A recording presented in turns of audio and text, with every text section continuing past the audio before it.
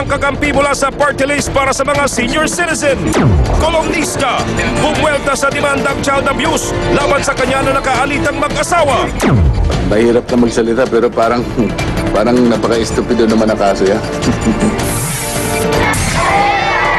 Dating Pangulong Joseph Estrada lipat bahay na sa Maynila mula San Juan. Era, wala na nga bang atrasan sa laban para sa City Hall ng Maynila.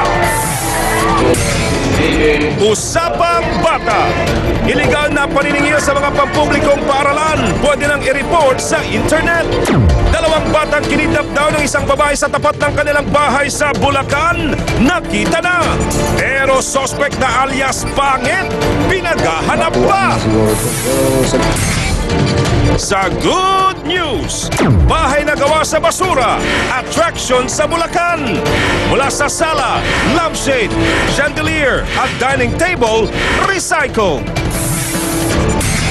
Sa abroad, lalaking sinalpok ng kotse sa Amerika sa pool sa CCTV.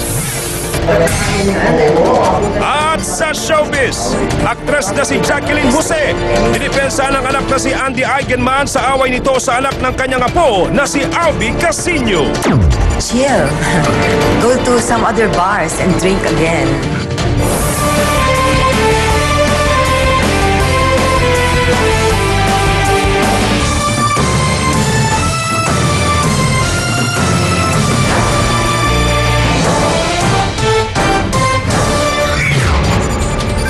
Isang gabing puno ng balitaan. Mula sa iba't ibang sulok, hagip bawat anggulo. Ito ang Pilipinas News. Ito partner, malungkot na balita, 17 empleyado ang nasunog ng buhay sa isang commercial building sa Butuan City kanina. At ang masakla po dito mga kapatid, imbis na makaligtas sila sa fire exit, dito pa sila na-trap dahil posibleng nakalock daw ito. Gusto ko si Mama. Hindi mapigil ni Mary Jo Pinola na maiyak habang pinagmamasdan ng larawan ng kapatid niyang si Rogeline Matumbakan. Isa si Rogeline sa 17 taong namatay sa sunog sa Novo Department Store dito sa Butuan City kaninang madaling araw. Gusto ko sabihin I love you. Miss ko na siya. Ang pagluluksa nila, sinabayan pa ng matinding galit sa kumpanyang 10 taong pinagtrabuhan ng kanyang kapatid bilang cashier. Wala man daw kasi silang matanggap na kahit anong tulong. Sa ngayon wala pa kami natanggap kahit peso eh. Wala man lang galing silang pinaano sa amin kahit pakain lang na ano. Ang iba namang namatayan, sinisisi ang kumpanya sa naging trahedya. Lumabas kasi sa investigasyon na 11 sa mga biktima ay nasunog ng buhay malapit sa fire exit. Posible daw kasing nakalak ang pinto nito, dahilan para hindi nakalabas ang mga biktima. Nakapadlock din daw ang labas ng main entrance ng tindahan at umalis pa ang gwardiya naka-duty noong gabi bago magkasunog. Bukod dito, hindi rin na-isyuhan ng Fire Safety Inspection Certificate ngayong taon ng building na pag-aari ng isang Rolando Tan, pero patuloy pa rin itong nag-ooperate. Mayroon pa silang requirements na hindi na-comply. Yung pag-conduct ng fire exit drill. Ilang mga gamit naman mula sa mga nasunog na biktima ang pinakita ng Soko sa mga kaanap na naghahanap. Nangako naman ang pamunuan ng nasunog na department store na tutulungan ang mga namatayan. Mula rito sa Butuan City, Romel Lopez, News 5. Samantala, kasong physical injury at child abuse ang naging buwelta ng mag-asawang Claudine at Raymart Santiago sa kolumnista na si Mon Tulfo. Kasabay ng pagdedemanda, humingi na rin sila ng dagdag na seguridad sa PNP.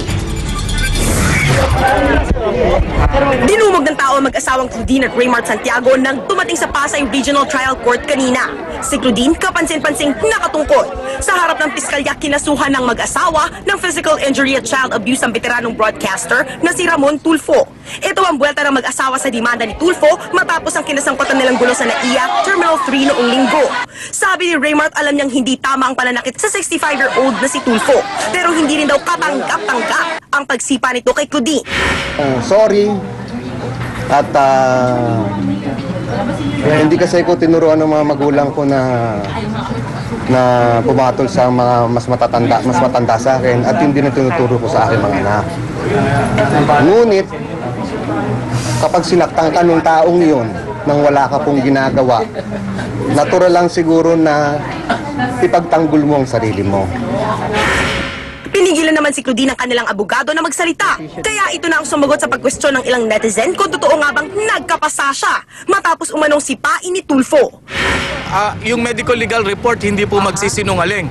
At nagsubmit rin kami ng kopya ng medical legal report na nagsasabing she sustained injuries, abrasions, hematoma, and several parts of her body.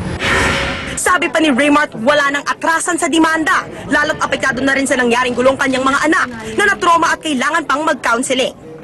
Sa Biyernes naman, pinag-aaralan ng kasuhan nila Raymart ng grave threat ang mga nakababatang Tulfo na sina Erwin, Rafi at Beth dahil sa mga binitiwan nilang salita sa kanilang programang T3 noong Lunes.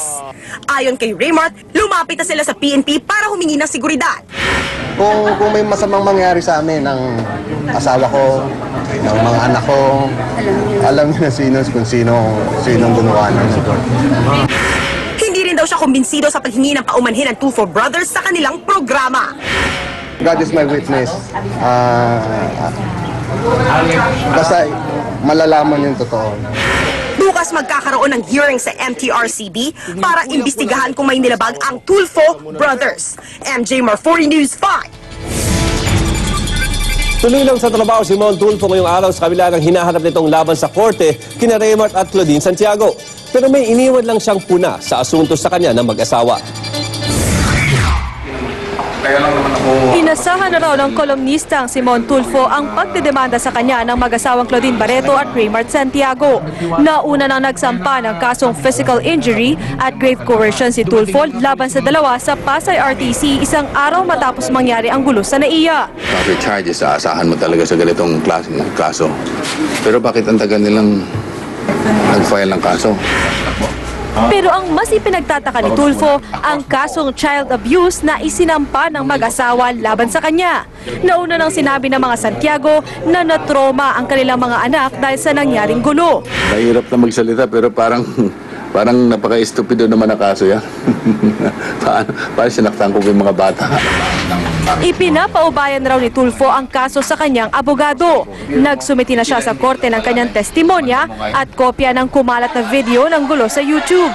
Hindi na raw niya inabala ang mga airline staff na natalaka ni Claudine dahil tila umiiwas daw ang Cebu Pacific sa issue. Sa ngayon, tuloy lang sa pagtatrabaho si Tulfo. Pero kahit humihilom na mga sugat na inabot niya mula sa Rumble, aminado si Tulfo, apektado pa rin ang kanyang ego dahil sa pambubugbog sa kanya. Somehow, I'll overcome it. A man has to suffer defeat in order to be victorious in the end. Ganun lang yan eh. Hindi naman lahat panalo ka eh. Marlene Alcaide, News 5. Sa ibang balita naman, ilang linggo bago ang pasukan, bantay sarado na ang ilang grupo sa sobrang paniningil sa mga mag-aaral. Inilunsad na ng AKAP Bata Party List ang Enrollment Monitoring o e-monitoring na tinatawag. Dito pwedeng ilapit ang mga reklamo ninyo kaugnay ng mga paaralan na nagtataas ng tuition na walang pahintulot at yung mga naniningil ng fees na lalabag sa pulisiya ng Department of Education. Pwedeng maiparating ang mga reklamo sa email, Facebook, Twitter at hotline na nakikita nyo sa inyong mga screen ngayon at sila na po ang mismong magpaparating nito sa Department of Education. Matapos ang 4 na araw na paghahanap, nakita na rin ang 2 batang babaeng dinukot sa labas ng kanilang bahay sa Bustos, Bulacan. Suspense ng otoridad, nakatuwaan lang ang 2 chikiting. May galos pa sa binti at may mga kagat ng lamok ang 4 taong gulang na si Angeline at 3 taong gulang na si Amber. Kinidnap sila nung Sabado ng hapon sa labas ng kanilang bahay sa isang subdivision sa May Kawayan, Bulacan. Kwento ng mga magulang, naglalaro lang sa labas ng bahay ang 2 kasama ang pinsan nilang lalaki nang may lumapit sa kanilang babae at pinalitan naman ng damit ng mga bata. Pumasok ng bahay ang pinsang lalaki para magsumbong. Nang lumabas sa mga magulang, wala na ang mga bata. Sa tulong ng mga pulis at mga ipinakalat na litrato ng mga bata, natagpuan ng 2 na palaboy-laboy sa bayan ng Pulilan. Masaya. Kasi buo na yung pamilya ko ulit. Kompleto na yung 3 anak. Buti hindi sindikato eh. Kung sindikato yun, hindi na namin makikita yan. Tingin ng mga otoridad, may sayad sa ulo ang kidnapper. Baka nakatuan lang siguro to. Pero sabihin natin sindikato, pero wala siguro. Paalala nila sa mga magulang, siguruing lagi may bantay ang mga anak. Karaniwang modus ng mga kidnappers ayon sa mga pulis ang pamimigay ng candy o laruan sa mga bata o pagkapanggap na kilala ng mga ito ang kanilang mga magulang. Patuloy ang pag-aarap sa babaeng sospek na ito. Kung sino man doon makakita, ipagbigay alam agad sa Bulacan PNP. Mon Gualvez, News 5. Susunod, dating Pangulong Joseph Estrada kumpirmadong tatakbo bilang mayor ng Maynila. Mayor Alfredo Lim, hindi raw matitinag sa tambalang Erap Isko. Mon Tulfo, nakahanap ng kakampi mula sa party list ng mga senior citizen. Mga gwardyang umawat sa gulo, nakitaan daw ng kapalpakan ng PNP. Pagsalpok ng kotse sa isang teenager sa New York, sa pool, sa CCTV. Biktima, tumirapon. At pinakahebigat na babae sa buong mundo, ikakasal na. Now the search is on para naman sa perfect wedding dress na kakasya sa kanya. Tutukan po yan sa pagbabalik ng Pilipinas News.